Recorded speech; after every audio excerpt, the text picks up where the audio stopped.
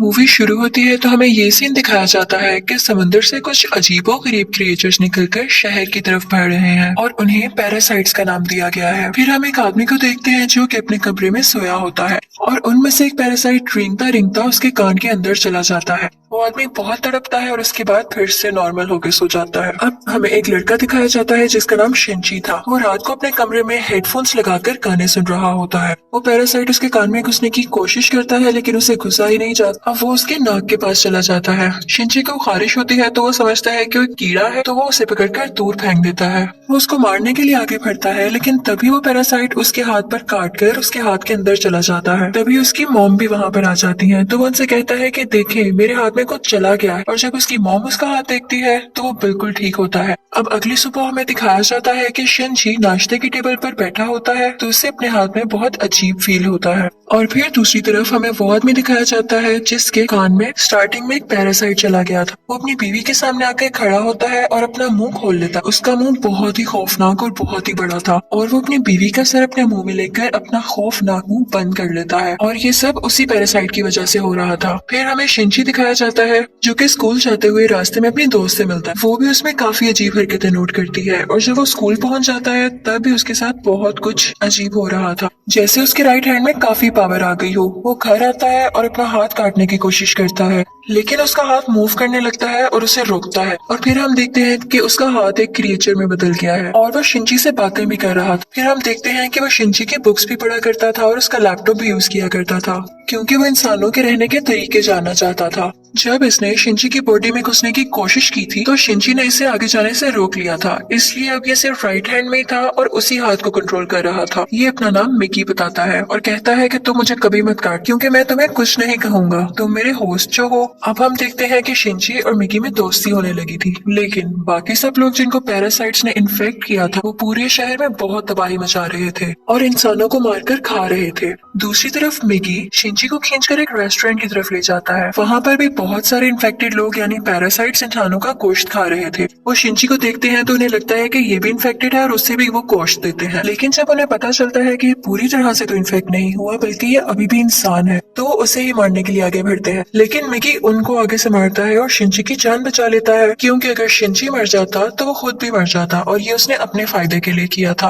अब न्यूज आती है कि शहर के लोग मारे जा रहे हैं और किसी को कुछ समझ नहीं आ रहा कि इन्हें मारने वाला है कौन, क्योंकि पैरासाइट्स अपना ये काम बहुत होशियारी और छुप के कर रहे थे। शिंजी मिकी से कहता है कि तुम अपने साथी पैरासाइट्स को क्यों नहीं कहते कि इंसानों को मत खाएं। तो मिकी उससे कहता है कि तुम भी तो सब्जियों और जानवरों के गोश्त को खाते हो, तो इसी तरह हम लोगों का खाना इंसान ही है, तो इसमें बुरी बात क्या है। अब मिकी को पता चल जाया करता था कि उनके आसपास कौन सा पैरासाइट है, तो जब शिंजी स्कूल जाता है तो वो उसे बताता है कि तुम्हारे पास एक और पैरासाइट, और वो कोई और नहीं बल्कि उसकी टीचर थी। और टीचर जब शिंजी को देखती है तो उससे भी पता चल जाता है कि इन्फेक्टेड है, लेकिन वो कहती है कि तुम्हें मुझसे डरने की कोई जरूरत नहीं है क्योंकि मैं इंसानों को नुकसान नहीं पहुंचाना चाहती, बल्कि मैं उनके तरीके इसलिए पढ़ रही हूँ ताकि इंसानों जैसी क्वालिटीज हमेशा मुझ में रहें। वो उसे दो और पैरासाइट्स के पास लेकर जाती है, एक स्टूडेंट होता है और एक पुलिस ऑफिसर। वो बताती है कि ये पुलिस ऑफिसर मेरा हस्बैंड है और हमारा बेबी होने वाला है और वो बेबी बिल्कुल नॉर्मल इंसान होगा, तो हम भी इंसानों की तरह ही रहना चाहते हैं। हम किसी को नुकसान नहीं पहुंचाएंगे, किसी को सरेआम नहीं मारेंगे, लेकिन छुप के गोश्त खाना चाहते हैं, तो क्या तुम हमारा ग्रुप ज्वाइन करोगे।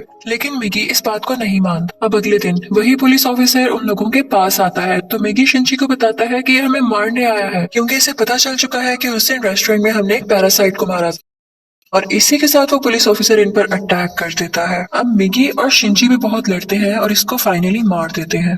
जब शिंची घर आता है तो उसे बहुत बुरा लग रहा कि उसने एक मर्डर कर दिया, लेकिन दूसरी तरफ हम देखते हैं कि पुलिस ऑफिसर की बॉडी से वो पैरासाइट निकलकर किसी और की बॉडी में चला जाता है और ये कोई और नहीं बल्कि शिंची की माँ थी और वो शिंची को मारने के लिए उसकी तरफ बढ़ रही थी। मिगी शिंची को बताता है कि तुम्हें मारना चाहती है, तो शिंची उसे कहता है कि खबरदार तुमने मेरी माँ को कुछ कहा, क्योंकि वो अपनी माँ से बहुत मोहब्बत करता था और वो नहीं था कि उसकी माँ मरे। लेकिन देखते ही देखते उसकी माँ का सर भी बाकी पैरासाइट्स की तरह खुलने लगता है और वो शिंची पर अटैक कर देती है। उसका बहुत खून जाया होता है और वो मरने के करीब होता है। लेकिन अगली सुबह हम देखते हैं कि वो दोबारा से उठ खड़ा हुआ है, तो मिगी उसे बताता है कि तुम बहुत जख्मी हो गए थे लेकिन मैंने अपने सेल से तुम्हारे जख्म को ठीक कर दिया। लेकिन यहाँ बुरी बात ये थी कि अब शिंची की बॉडी में मिगी के सेल्स चले गए थे और अब वो पूरी तरह इन्फेक्ट हो रहा था। अब शिंची अपनी माँ को ढूंढने लगता है लेकिन वो कहीं पर नहीं मिलती, तो वो टीचर के पास जाता है और पुलिस ऑफिसर के बारे में पूछता है, लेकिन वो टीचर भी उसे कुछ नहीं बताती। मिकी उसे बताता है कि अब दिन में मुझे भी 4 घंटे सोने की जरूरत पड़ेगी और उस वक्त मैं तुम्हें बचा नहीं सकूंगा, तुम्हें अकेले ही लड़ना होगा। लेकिन क्योंकि मिकी के सेल्स भी अब उसकी बॉडी में थे तो उसके अंदर मिकी की क्वालिटीज भी आने लगी। खैर फिर हम देखते हैं कि वही स्टूडेंट जो टीचर ने दिखाया था, जो कि पैरासाइट बन चुका था, वो भी शिंची के स्कूल में ही एडमिशन ले लेता है।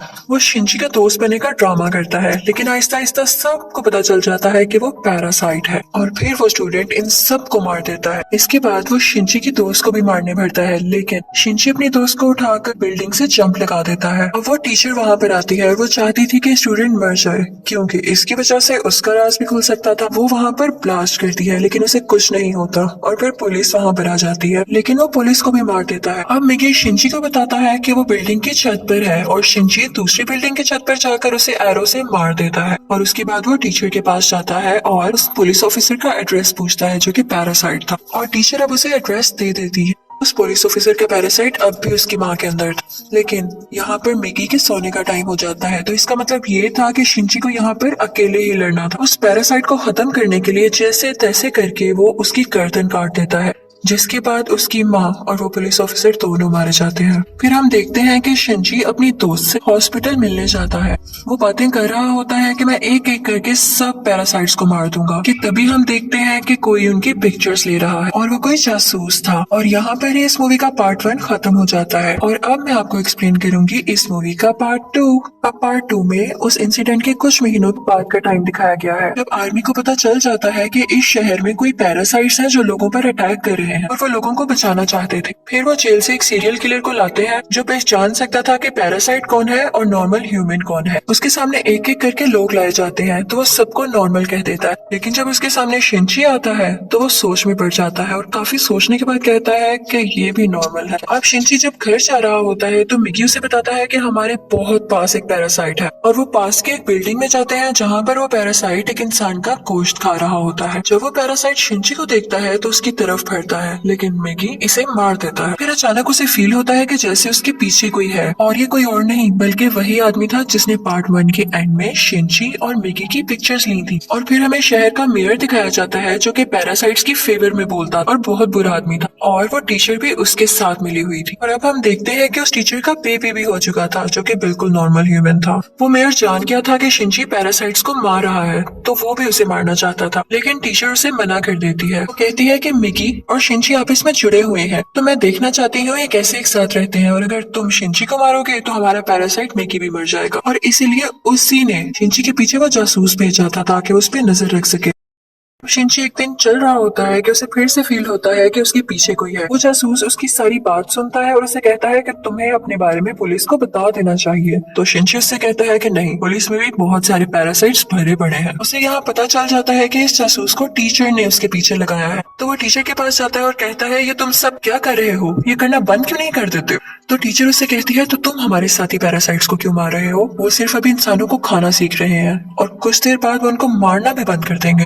वो चुप हो जाता है और फिर जासूस के पास जाता है और उसे बताता है कि वो टीचर बहुत खतरनाक पैरासाइट है, वो किसी भी वक्त तुम्हें भी नुकसान पहुंचा सकती है तो तुम उससे दूर रहो। लेकिन जासूस उसकी बात पर यकीन नहीं करता। अब अगले दिन वो जासूस उस मेयर से मिलता है। उसे शिंची की बात को टेस्ट करना था कि वो सच बोल रहा है या नहीं, तो इसलिए वो मेयर के रूम में वॉइस रिकॉर्डर लगा देता है। लेकिन मेयर को इस बारे में पता चल जाता है और वो जासूस को मारने का हुक्म दे देता है कि ये अब हमारे लिए नुकसान बन चुका है। वो पैरासाइट को उसके घर भेजता है उसे मारने के लिए, लेकिन वो घर पे नहीं होता तो उसकी बेटी को मार देते हैं। अब दूसरी तरफ शिंची को मिकी बताता है कि तुम पर 5 पैरासाइट्स अटैक करने आ रहे हैं। अब उनकी तरफ एक आदमी बढ़ता है और उसी आदमी के अंदर वो 5 पैरासाइट्स थे। मिकी और शिंची उससे फाइट करते हैं और उसका सर उड़ा देते हैं। उन्हें लगता है कि अब ये मर चुका है, लेकिन अभी तो सिर्फ एक पैरासाइट मारा गया था और 4 अभी भी बाकी थे। बाकी के पैरासाइट्स उसके हाथ में आ जाते हैं और उसे कंट्रोल करने लगते हैं। अब वो टीचर मेयर से कहती है कि जब मैंने तुम्हें मना किया था कि तुम उस जासूस या शिंची को मारने के लिए पैरासाइट नहीं भिजवाओगे तो तुमने ऐसा क्यों किया? अब मेयर यहाँ पर नोट करता है कि उस टीचर के दिल में माँ बनने के बाद इंसानों वाले इमोशंस वापस आ रहे थे, तो इसे बात बिल्कुल अच्छी नहीं लगी। अब वो उस टीचर को मारने के लिए 3 पैरासाइट्स भेजता है, लेकिन चूंकि वो भी पैरासाइट थी तो उसको पता चल जाता है कि कोई उसे मारने आ रहा है और वो उनको पार्किंग में बुलाती है और उन तीनों से अकेले ही मुकाबला करके उन्हें मार देती है। लेकिन जब वो घर आती है तो वो देखती है कि उसका बच्चा वहाँ पर नहीं है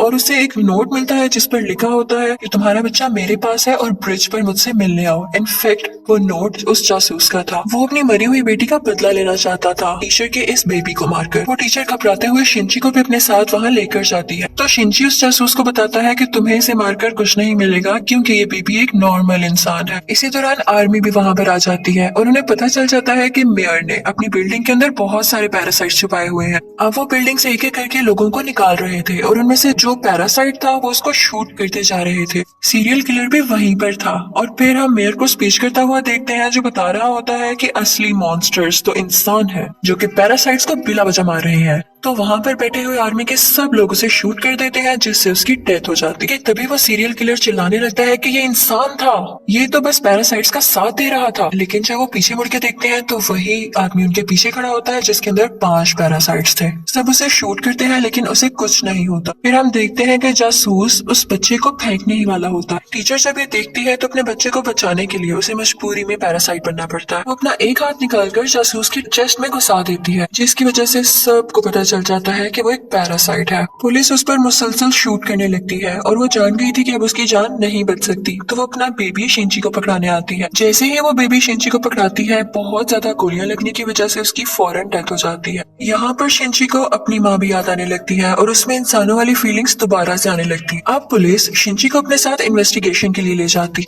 लेकिन साथ ही उन्हें खबर मिलती है कि उस पैरासाइट ने जिसके अंदर 5 पैरासाइट थे आर्मी को मार दिया है। तो शिंची फौरन से कार लेकर वहाँ पे जाता है और वही पैरासाइट उसकी कार को रोककर उसका एक्सीडेंट कर देता है। अब वो जंगल में चला जाता है और मिगी से कहता है कि जब तक तुम मेरे साथ हो उसको पता चल जाएगा कि हम कहाँ हैं, तो तुम मुझसे अलहदा हो जाओ प्लीज। इसी के साथ वो पैरासाइट फौरन वहाँ आ जाता है और उन पर अटैक करने लगता है। अब क्योंकि शिंची और मिगी की काफी दोस्ती हो चुकी थी तो मिगी अपनी कुर्बानी दे देता है, यानी अपनी जान सेक्रीफाइस कर देता है, उसकी बॉडी से अलग हो जाता है और शिंची को वहाँ से भाग जाने का कहता है और मिगी को वो पैरासाइट मार देता है, जिस पर शिंची काफी उदास हो जाता है और फिर अपनी के घर की तरफ जाता है। वो उसका बहुत ख्याल रखती है। वो लेटा होता है कि एकदम देखता है कि उसके बाजू में से मिगी का एक और हिस्सा ग्रो कर रहा है और ऐसा इसलिए हुआ क्योंकि जब मिगी ने अपने बॉडी सेल्स लेकर उसकी बॉडी को ठीक किया था तो मिगी के सेल्स भी तो उसकी बॉडी में आ गए थे, इसलिए वो चाहता तो दोबारा ग्रो कर सकता था। शिंची को फील हो गया था कि अब ये दोबारा आ रहा है तो उस पैरासाइट को दोबारा से पता चल जाएगा कि मैं कहाँ हूँ। तो अपनी दोस्त की जान बचाने के लिए उसको बाय कहकर वहाँ से चला जाता है। लेकिन जैसे वो बाहर जाता है तो वो पैरासाइट उसे पकड़ लेता है। लेकिन एक फैक्ट्री में पहुंचकर शिंची एक केमिकल रोड उसकी बॉडी में घुसा देता है लेकिन उसे कुछ नहीं होता। तो वो कहता है कि तुम मुझे क्या समझ रहे हो, मैं तो तुम्हें मारकर बाकी इंसानों को भी मार दूंगा और फिर मैं और बाकी पैरासाइट्स इस दुनिया पर रूल करेंगे। वो उसे मारने ही वाला होता है कि मिगी फौरन से उसकी बॉडी में दोबारा ग्रो कर जाता है और उस पैरासाइट पर अटैक कर देता है। इसी के साथ उसकी बॉडी में कुछ होने लगता है और वो तड़पने लगता है। तो मिगी शिंची को बताता है कि जिस रोड से तुमने इसको मारा उस पर बहुत केमिकल्स लगे हुए और अब पैरासाइट्स इसकी बॉडी में नहीं रहना चाहते और एक एक करके सब पैरासाइट्स उसकी बॉडी छोड़ देते हैं और अब सिर्फ उसकी बॉडी का ढांचा बाकी रह गया। तो शिंची वो उठाकर नीचे आग में फेंक देता है जिससे फाइनली उसकी डेथ हो जाती है। अब हमें काफी दिन बाद का टाइम दिखाया जाता है जब सब कुछ नॉर्मल हो चुका है। तो मिगी शिंची से कह रहा होता है कि अब जैसा कि इस दुनिया में कोई भी पैरासाइट नहीं रहा तो हमें भी साथ नहीं रहना चाहिए, मैं तुमसे अलग हो जाऊंगा। लेकिन शिंची उसे मना कर देता है तो मिगी खुद ही अपने आप को खत्म कर लेता है और शिंची का हाथ वापस से अपनी फॉर्म में आ जाता है जिस पर वो काफी उदास हो जाता है और मिगी को मिस करने लगता है। अब हम देखते हैं कि काफी टाइम गुजर गया है और शिंची और उसके दोस्त अच्छी जिंदगी गुजार रहे थे और वो उस टीचर के बेबी से भी मिलने जाया करते थे कि अचानक हम देखते हैं कि वो सीरियल किलर वापस आ गया था और वो शिंची के दोस्त को किडनैप कर लेता है। वो उसके कान में कहता है कि असली मॉन्स्टर इंसान है, लेकिन शिंची की दोस्त उसे कहती है कि असली मॉन्स्टर तो तुम हो, तुम लोगों को मारते हो। तो इस बात पर वो सीरियल किलर उसको बिल्डिंग से नीचे धक्का दे देता है, लेकिन शिंची फौरन से जाता है और अपना हाथ लंबा करके उसे बचा लेता है और यहाँ पर उसे फील होता है कि उसकी मदद यहाँ पर मिगी ने की है और यहाँ पर मूवी फाइनली खत्म हो जाती है, यानी पार्ट 2 भी। Thank you for watching.